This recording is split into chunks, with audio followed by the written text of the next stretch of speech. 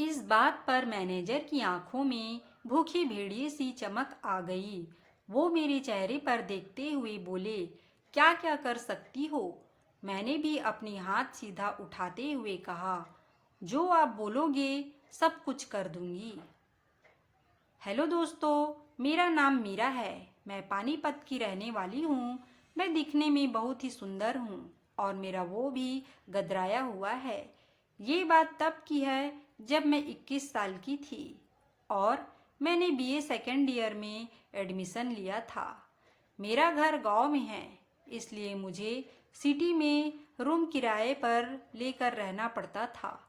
गांव के बैंक में मेरा अकाउंट था। मेरे फ़ोन पर बैंक में संपर्क करने के लिए मैसेज आया, इसलिए मैं बैंक गई। वहाँ सब स्टाफ मुझे एक काउंटर से दूसरे काउंटर भेजने लगे। मुझे गुस्सा आ गया और मैं सीधे मैनेजर के केबिन में चली गई। मैं गुस्से में बोली, एक काम के लिए इस बैंक में सब इतना दौड़ाते हैं। इसी बीच मेरा दुपट्टा फिसल गया और मेरे बागीचे का गागर दिखने लगा। मैनेजर लगभग 34 साल की उम्र के थे। मेरे वो देखकर उनके चेहरे पर एक मुस्कान आ गई और मुझे पानी देकर बोले, तुम रिलैक्स होकर आराम से बैठो, फिर बात करना। मैंने जानबूझकर दुपट्टा सही नहीं किया और अपने बगीचे का कागर दिखाती रही। मैनेजर की नज़र भी उसी पर टिकी रही।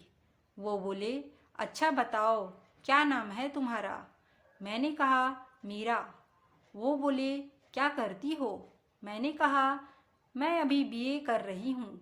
उन्होंने मुझसे मेरी समस्या पूछी तो मैंने उन्हें अपनी बात बताई और मैं बोली, बहुत परेशान हो गई और इसी वजह से बैंक में आने का दिल नहीं करता। फिर उन्होंने मेरा काम तुरंत कर दिया और बोले, तुम्हें कोई भी काम हुआ करे तो तुम सीधे मेरे पास आ जाया करो, मैं पहले तुम्हारा ही काम करूँगा। इतना बोलकर वह मुस्कुराने लगे। मैंने हंसकर कहा, तो क्या हर बार मुझे जल्दी काम निकलवाने के लिए अपने गागर को दिखाना पड़ेगा? इस पर वो हंसने लगे और बोले, जितना दिखाओगी उतना ज़्यादा जल्दी काम हो जाएगा। फिर उसके बाद से मैं उनके पास ही जाकर सब कुछ करवा लेती थी। एक बार मुझे बैंक में कुछ काम था तो मैं बैंक में गई और सीधे मैनेजर के केबिन में चली गई। मैंने देखा कि मैनेजर कोई लिस्ट लेते हुए बैठे थे। मैंने कहा, सर ये कैसी लिस्ट है? तो वो बोले, न्यू प्यून की भर्ती हो रही है। मेरे पास कई लोग सिफारिश लाए हैं, ये उसी की लिस्ट है। मैंने कहा, तो प्लीज़ मुझे भी नौकरी दिलवा दीजिए।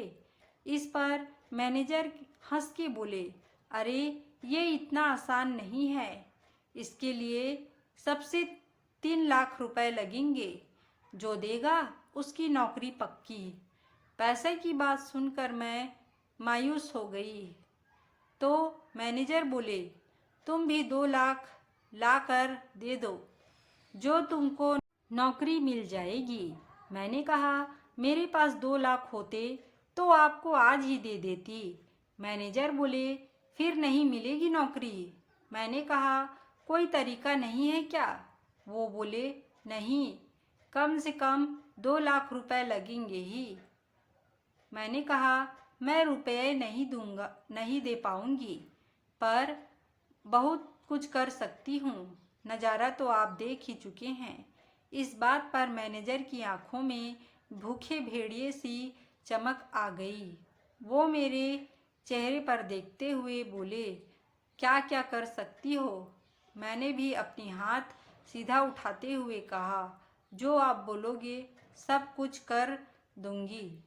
तब मैनेजर ने मुझसे मेरा मोबाइल नंबर लिया और कहा, अगर कोई रास्ता निकला तो तुम्हें कॉल कर देंगे।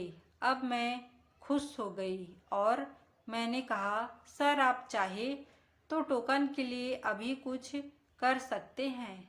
तब वो मुझे अपने साथ ऑफिस के कोने में ले गए और मुझे अच्छे से चेक किया और फिर बोले कि सब कुछ एकदम नया और कड़क है। मैं बोली, सर अभी सब कुछ नया है, बस मुझे नौकरी दिला दें। फिर सर बोले, ठीक है, मैं तुम्हें कॉल करूँगा। मैंने कहा, सर मैं मिडिल क्लास की लड़की हूँ, लेकिन छोटे काम से ही हमारा घर चलता है।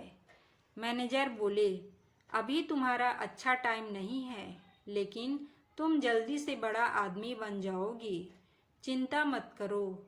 फिर हम दोनों कैबिन में वापस आ गए।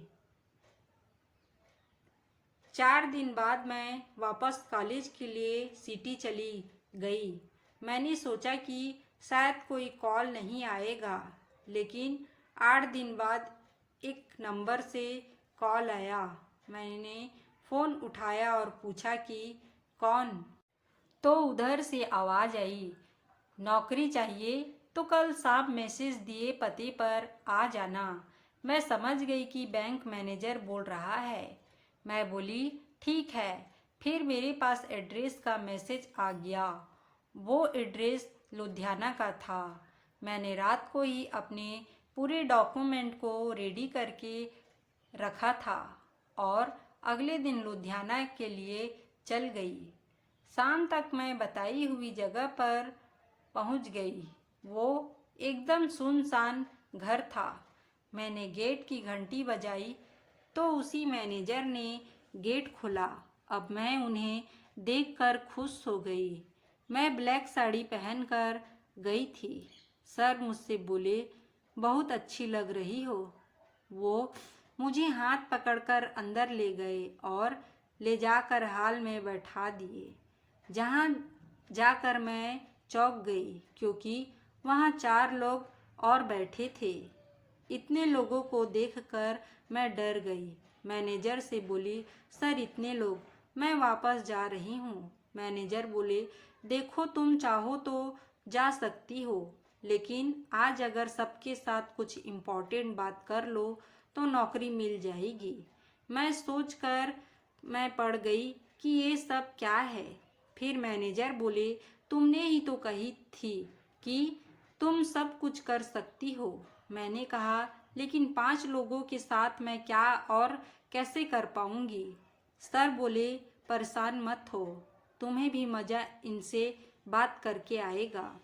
मैनेजर के समझाने के बाद मैं राजी हो गई। सब साथ बैठ गए। वो सब बैंक के खड़े ऑफिसर थे। उनके नाम राकेश, बलवंत, भीमा और धनेश था और सीनियर मैनेजर का नाम अरविंद था। वो सब कुछ मुझे घूर कर देख रहे थे और मुझे खूब शर्म आ रही थी। उन सब ने मेरे बारे में जो कुछ भी पूछा मैंने बता दिया। फिर राकेश ने कहा, चलो शुरू करते हैं। मैंने कहा, मुझे कुछ पता नहीं, आप लोगों को जो कुछ बोलना है बोल लीजिए, पर मुझे काम चाहिए। तो सब लोग राजी हो गए। वहाँ मेरी मीटिंग हुई उन लोगों के साथ, तो वो बोले कि हाँ, तुम तेज हो तो तुम हमारे बैंक में रहोगी तो अच्छा रहेगा। फिर सभी लोग राजी हो गए और बोले, अगले दिन से आ जाना, तुम्हारी नौकरी पक्की हो गई। अब मेरी खुशी का ठिकाना ना रहा, लेकिन इस नौकरी के बदले जो मुझे देना था, मुझे उससे बहुत डर लग रही थी।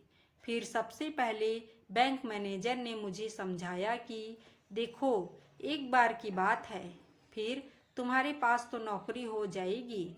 बड़े साहब हैं और ये लोग ही इस नौकरी को दिलवाएंगे।